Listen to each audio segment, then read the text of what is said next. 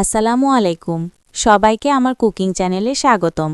আজকের recipe coconut pudding.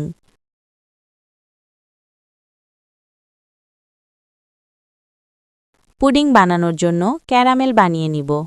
পরিমাণ মতো নিলাম চিনি। লো হিটে জাল করে ক্যারামেল বানিয়ে নিব। এখন নিলাম ডিম, চিনি, ভ্যানিলা পাউডার। মিক্স করে নিব। পরিমাণ মতো দিলাম দুধ, নারিকেল। আবারও মিক্স করে নিব।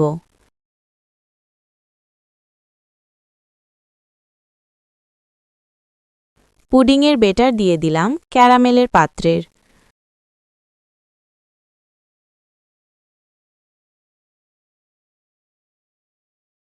পুডিং হওয়ার জন্য ২৫ থেকে ৩০ মিনিট জাল করে নিব।